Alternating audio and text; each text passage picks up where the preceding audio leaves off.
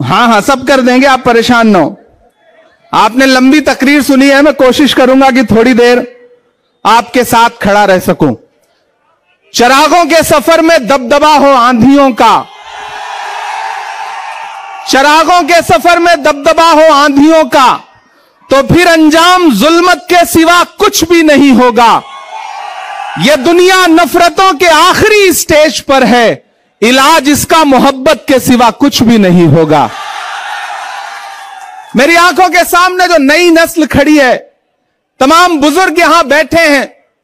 मैं बहुत दिन से सोचता था कि कभी आपके बीच में आऊंगा और आपसे मुलाकात करूंगा, आपसे थोड़ी देर बात करूंगा, लेकिन मौका भी मिला है तो एक चुनावी मौके पे आपके बीच में आया हूं और भाई अनिल भारद्वाज जी की आवाज पर आपके बीच हाजिर हुआ हूं। हमारे अल्पसंख्यक विभाग के प्रदेश चेयरमैन अब्दुल वाहिद कुरैशी साहब का इसरार था कि आपको हाजिर होना है। मेरे भाई, आप पिछले 3 घंटे से यहां पे मौजूद हैं, मुझे पता है, और हमसे 3 फीट 4 फीट नीचे बैठे हुए हैं, हम स्टेज पे बैठे हुए हैं। लेकिन मैं स्टेज के साथियों से भी कहना चाहता हूं कि ये जो 3 फीट 3.5 फीट 4 फीट नीचे बैठे हैं, असल में इनके होने से सारी रौनक है। ये है तो हम हैं, ये है तो हमारा कार्यक्रम है। मैं आपके संघर्ष को सलाम करता हूं कि आप पिछले 3 घंटे से मोहब्बत के उस मसीहा का इंतजार करते रहे जिसका नाम राहुल गांधी है। मैं उनका सिपाही बनकर के आपके बीच में आया हूं और आपसे यह कहना चाहता हूं कि 5 तारीख को आपको अपने घरों से बाहर निकलना है। न सिर्फ सदर बाजार के मुस्तकबिल का फैसला करना है, बल्कि दिल्ली के भी मुस्तकबिल का फैसला करना है। यह लड़ाई बहुत बड़ी लड़ाई है। यह लड़ाई अगर आपको लगता है कि सिर्फ चुनावी लड़ाई है तो आप गलतफहमी के शिकार हैं। एक तरफ वो ताकतें खड़ी हैं जो नफरत के साथ खड़ी हैं, और एक तरफ वो ताकतें हैं जो मोहब्बत के साथ खड़ी हैं। यह इंद्रलोक है। मैंने देखा है, मैंने वो विजुअल देखे हैं कि यही आपके सामने इबादत करते हुए एक इंसान के पैर पर किस तरह से लात मारी गई थी। यह वो सरजमीन है कि जहां पिछले 15 साल से सदर बाजार के लोग, शहजादा बाग के लोग, इंद्रलोक के लोग कब्रिस्तान मांगते रहे, लेकिन कब्रिस्तान के नाम का वादा करके आपसे वोट तो लिया गया, लेकिन केजरीवाल कभी यहां झांकने नहीं आए। वो कब्रिस्तान आज भी इंतजार कर रही है। ऐसे में मैं आप सबसे कहना चाहता हूं मेरे भाई कि एक तरफ नफरत खड़ी है, एक तरफ झूठे लोग खड़े हैं, एक तरफ नरेंद्र मोदी खड़े हैं और उनका छोटा रिचार्ज खड़ा है, और एक तरफ कौन खड़ा है? राहुल गांधी। इस देश में आने वाली सदियों में जब भी नफरत और मोहब्बत को तराजुओं पे तौला जाएगा तो यह कहा जाएगा कि जब पूरे मुल्क में नफरत उफान पर थी तो एक शख्स दिल्ली में खड़ा हुआ और उसने कहा कि मैं कन्याकुमारी से कश्मीर तक चलूंगा 4000 किलोमीटर, अपने पैर के छालों की परवाह नहीं करूंगा। मैं चला हूं राहुल गांधी के साथ, मैंने देखे हैं उनके पांव के छाले। जब मैं उनके साथ चलता था तो मुझसे मीडिया के साथी कहते थे कि इमरान साहब आप तो शायर हैं, आप राहुल गांधी के कंधे से कंधा मिलाकर चल रहे हैं, क्या कहेंगे?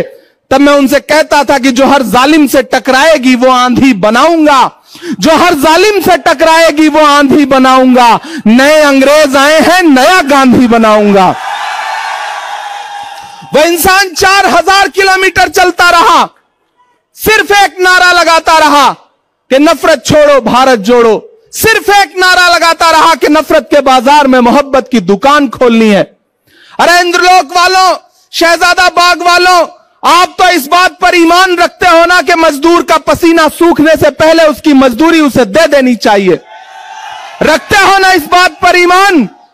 मैं रखता हूं इस बात पर ईमान कि मजदूर का पसीना सूखने से पहले उसकी मजदूरी उसे दे देनी चाहिए। मुझे बताएं, आज शहजादा बाग के लोग मुझे बताएं, इंद्रलोक के लोग मुझे बताएं, और खास तौर से मेरे अपने समाज के लोग मुझे बताएं कि जब यहां पर नमाज पढ़ते हुए इंसान को लात मारी जा रही थी, जब वहां संभल में लाशें बिछाई जा रही थी, जब हाथरस में एक दलित बिटिया का बलात्कार हो रहा था, जब मणिपुर में माएं बेटियां बिना कपड़ों के परेड कराई जा रही थी, तो निकला था कोई केजरीवाल कुछ बोलने के लिए?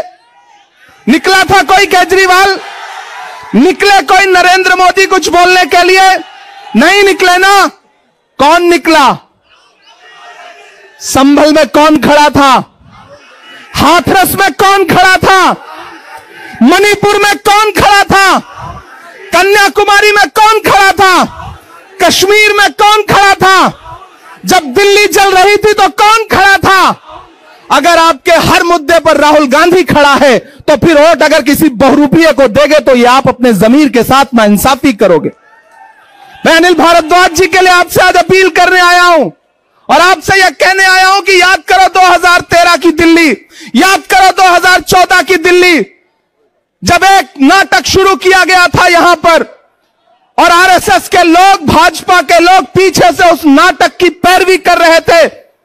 सारा स्पॉन्सरशिप आरएसएस कर रही थी और जब सरकार बन गई, राजनीति में आ गए तो आज सब गायब हैं। मैं तो पूरे देश में जाके शेर पढ़ता हूं कि भारत मां की आंख के तारे कहां गए, भारत मां की आंख के तारे कहां गए, आरएसएस के राज दुलारे कहां गए, अच्छे दिनों की तरह उन्हें भी खोज रहा कोई, बताए अन्ना हजारे कहां गए। सब गायब हो गए और ये बहरूपी अपने शीश महलों में घरों के अंदर दुबक के बैठ गए। केजरीवाल जी आएंगे आपके बीच में प्रचार करने तो उनसे पूछना कि जब दिल्ली जल रही थी तब क्यों नहीं आए हमारे बीच में, आज सुरक्षा लेकर के हमारे बीच में आ रहे हो। केजरीवाल की खांसी बंद हो गई, पूरी दिल्ली को खांसी आने लगी।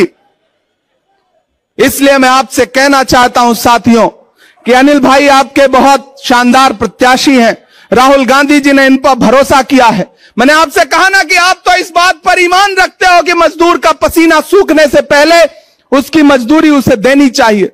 मैं चला हूं राहुल गांधी के साथ कन्याकुमारी से कश्मीर तक, मैंने उनके पांव के छाले देखे हैं।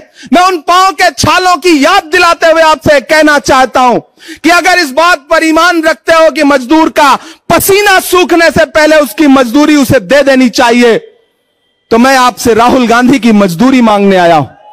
और वो मजदूरी है अनिल भाई को अपना एक एक वोट देकर के हाथ के पंजे के सामने वाले बटन पे 5 तारीख को अपना एक एक वोट देकर के इन्हें विधानसभा पहुंचाइए। आपका दिया गया एक एक वोट सिर्फ अनिल भारद्वाज को नहीं मिलेगा, मोहब्बत के उस मसीहा को मिलेगा जिसका नाम राहुल गांधी है। आपका दिया गया एक एक वोट सिर्फ अनिल भारद्वाज को नहीं मिलेगा, इस देश में डॉक्टर बाबा साहब अंबेडकर के संविधान के सबसे बड़े अगुआ मल्लिकार्जुन खड़गे जी को मिलेगा। आपका अनिल भारद्वाज को दिया गया एक एक वोट सिर्फ इनको नहीं मिलेगा, इस देश में महिलाओं की सबसे बड़ी आवाज प्रियंका गांधी जी को मिलेगा। आपका दिया गया एक एक वोट सिर्फ अनिल भारद्वाज को नहीं मिलेगा, इमरान प्रतापगढ़ी पे आपका एहसान होगा, यह कहने के लिए आपके बीच में आया हूं।